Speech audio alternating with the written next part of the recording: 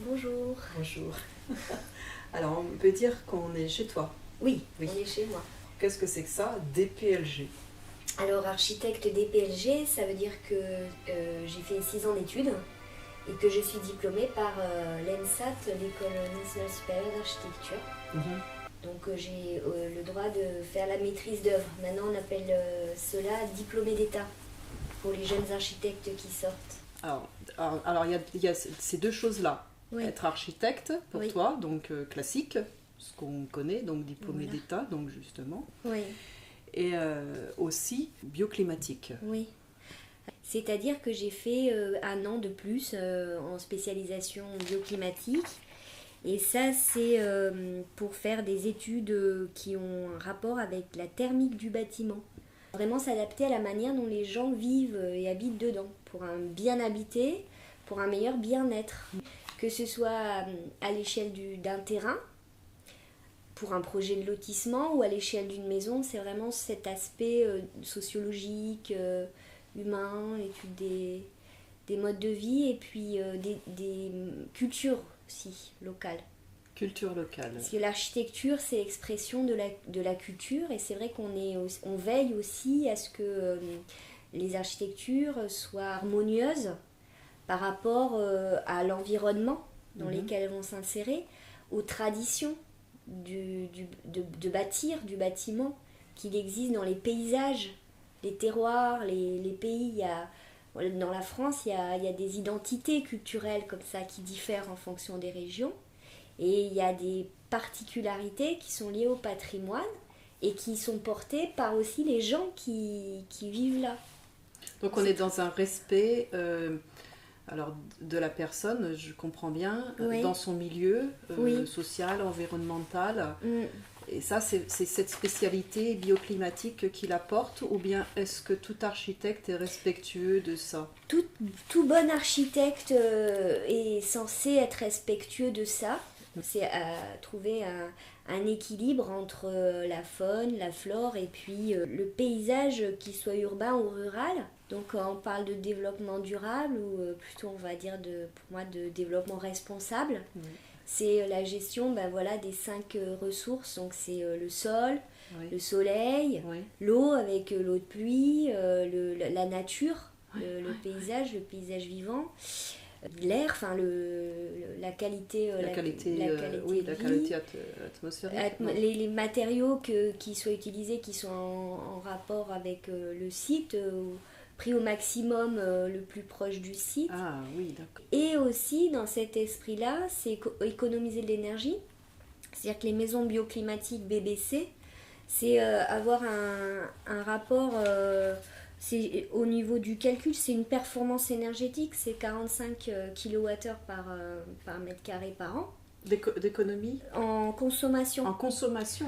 Voilà. C'est très intéressant ça. Oui, c'est un objectif de consommation. Le BBC, c'est d'accord. 50. Oui, ok. Et ça, c'est pas forcément avec des matériaux écologiques, mais aussi avec du bon sens constructif qu'ont beaucoup d'architectes, et avec un certain type d'isolation. Oui. Donc, par exemple, moi je propose un outil d'aide aux clients, c'est une base de données que j'ai faite moi-même, c'est un outil de conseil avec des calculs, c'est un outil interactif pour choisir le meilleur isolant, pour trouver la performance énergétique. Et ça indique aussi le bilan carbone, l'énergie grise. Parce que tout ce qu'on va construire, enfin nous les architectes, on est quand même au premier plan actuellement dans la lutte contre le réchauffement climatique. Oui. Tu parles de maisons. Oui. Est-ce que c'est ta principale activité, les maisons individuelles, dans ce qu'on doit comprendre, dans ce que je comprends? Moi, ce que j'essaye de faire actuellement, effectivement, c'est de me tourner vers le conseil bioclimatique. On essaye, si tu veux, par rapport à nos voisins allemands, d'aller vers la maison passive, par rapport justement à ces enjeux de protection. Passive, c'est BBC, c'est la même chose? C'est plus que BBC. Une maison qui produit autant d'énergie qu'elle en consomme. Est-ce qu'il y a déjà des maisons passives qui existent? Il y en a, c'est très rare en France qu'il y ait des labels. En France? Ouais. Alors dans d'autres pays? Dans d'autres pays, dans les pays scandinaves ou à l'Allemagne, sont bien en avance par rapport à nous, parce que c'est déjà la norme. D'accord, alors si demain je viens te voir, parce que je veux construire une maison, hein, c'est ça que fait un architecte, hein, c'est la construction d'une maison Oui. Ou ça peut être la rénovation. Alors ça peut être aussi de la rénovation thermique, par exemple, rénovation énergétique. Donc justement, si je veux une maison passive demain, oui. Est-ce que je viens te voir et que c'est quelque chose que tu proposes? Tout à fait, si tu veux une maison passive, tu viens me voir. En rénovation, tu veux dire ou en Alors, effectivement, ma question c'est ça, c'est rénovation ou bien en neuf. Et en rénovation, moi ce que je peux faire justement avec cette habilitation, cette spécialisation complémentaire que j'ai en thermique, c'est de proposer un audit énergétique si c'est en rénovation ou en réhabilitation. Je peux t'aider à optimiser ces choix-là, choisir tes équipements pour que tu puisses avoir une maison passive. On est vraiment dans cet esprit-là parce que ce soit à l'échelle d'une maison ou à l'échelle d'un lotissement ou même à l'échelle d'un centre-bourg ou d'une ville, c'est important, et pour des bâtiments publics aussi, hein, pour des équipements ou des bâtiments publics. Donc effectivement, c'est très intéressant pour les collectivités justement. Alors, qui fait appel à toi aujourd'hui? Alors ça peut être les collectivités territoriales. Enfin, ça dépend de la taille, de l'échelle du projet. Et si besoin, moi je monte une équipe. C'est-à-dire je travaille pas seule, je m'entoure d'une équipe. Même pour faire des maisons, je m'entoure d'une équipe, des bureaux d'études, sol, thermique, structure.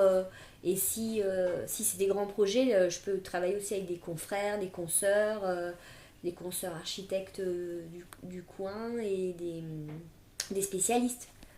Je peux aussi les accompagner pour faire des diagnostics de ville.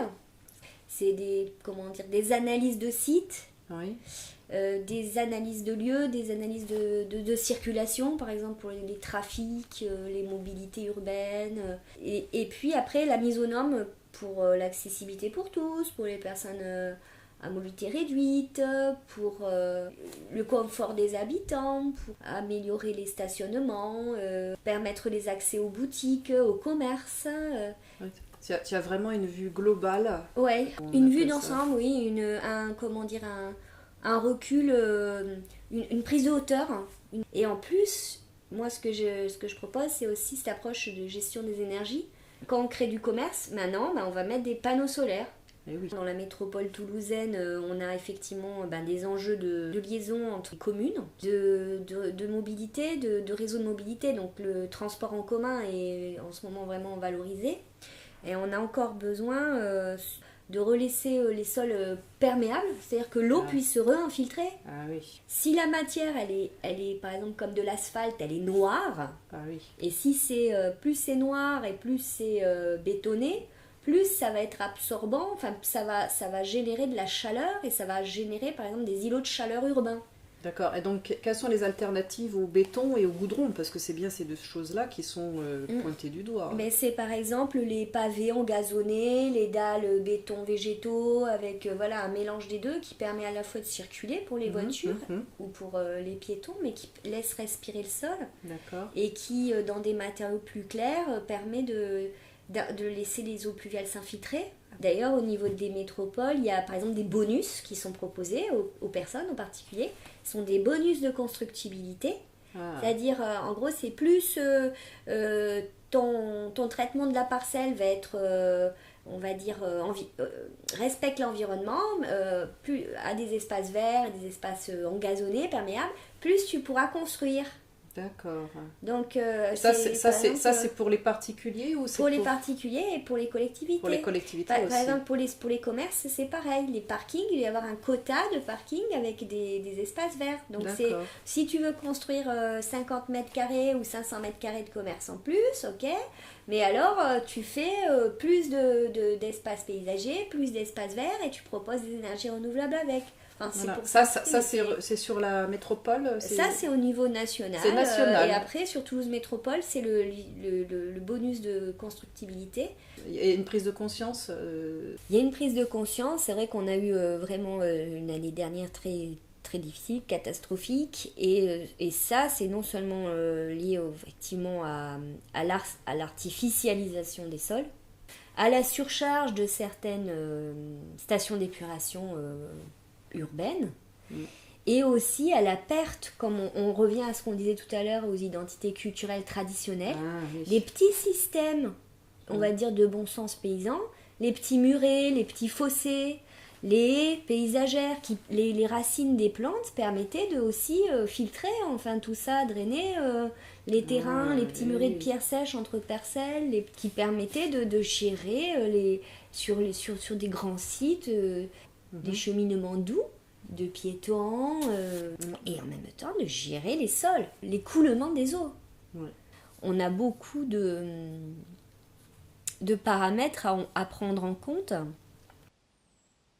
Alors, pour résumer en quelques mots et pour conclure, ça fait beaucoup pour une seule personne. Oui, ça fait beaucoup. Et ce qu'il ne faut pas oublier, c'est que l'architecture, c'est aussi un art, donc c'est plaisant. On est porté par ça. L'architecture, c'est l'art premier, c'est le premier art, si on compte parmi les 9 arts majeurs. Le moteur, en fait, de l'exercice de mon métier, c'est que j'ai été orientée, moi, vers les sciences et les arts. Donc, pour citer Voltaire, il disait « tous les arts sont frères ». Et c'est vrai que ça aide aussi dans mon métier, parce que l'évolution des techniques, comme le cinéma a évolué du muet au cinéma parlant. Et l'architecture, c'est pareil, ça aussi, c'est porteur, c'est qu'on a la technique, on a l'informatique maintenant, qui fait que ça va plus vite, qu'on peut échanger les fichiers. Il y a le BIM. Le BIM, c'est une nouvelle manière de travailler aussi pour les architectes. Enfin, il y avait encore quelque chose que je voulais te dire, Dominique, c'est que notre métier, il a évolué parce que avant, l'architecte, c'était par exemple aussi le bâtisseur de cathédrale. Les tracés, ils étaient faits à la main, ils étaient faits au sol, c'était mesuré suivant l'échelle de l'homme. C'était un des chantiers qui pouvait durer des siècles. Et dans l'idée, dans l'esprit, c'était pour des siècles. Alors que l'architecture n'est pas éternelle. Et que maintenant, tout un chacun, on peut, même s'il n'est pas roi ou je ne sais quoi, évêque, on va dire, avoir une architecture pour lui, qui soit confortable, qui soit agréable à vivre. Et les chantiers, c'est beaucoup plus rapide. Parce que on a hérité de ça, de savoir des bâtisseurs et des tracés anciens. On a beaucoup échangé aussi des techniques, que ce soit des techniques traditionnelles de construction ou des techniques modernes. C'est un plus pour le métier d'architecte qu'on puisse trouver des informations sur Internet, qu'on puisse s'inspirer de culture du monde. Et à la fois pour parfois perpétuer des traditions, parce que, tu vois, je vais te donner l'exemple de la Nouvelle-Calédonie. Moi, je suis d'origine calédonienne. Je suis caldoche. Et la culture, elle se transmet par la parole. Et la construction d'une case, je vais finir là-dessus, je pense, mais la construction de la case Kanak, c'est ce qui est transmis de génération en génération. L'architecture, elle peut avoir aussi, elle est vraiment, c'est pour ça qu'elle est aussi l'expression de la culture, parce qu'elle incarne aussi une certaine forme d'écriture, c'est une certaine forme d'écriture avec les matériaux. Et pour moi, l'architecture, c'est utile à la société, parce que ça transmet, c'est l'incarnation d'un besoin vital, s'abriter, préhistorique, se mettre à l'abri du vent, de la pluie, des intempéries. Et c'est l'incarnation de l'adaptation de l'homme à son milieu. Comment il a pris ce qu'il trouvait autour de lui au départ pour construire, comment il a composé avec son biotope. C'est un grand honneur que de pouvoir participer à l'acte de construire. C'était la conclusion, c'est ça ? Un architecte, c'est aussi quelqu'un qui va dessiner, qui va faire des études, qui va donner des conseils.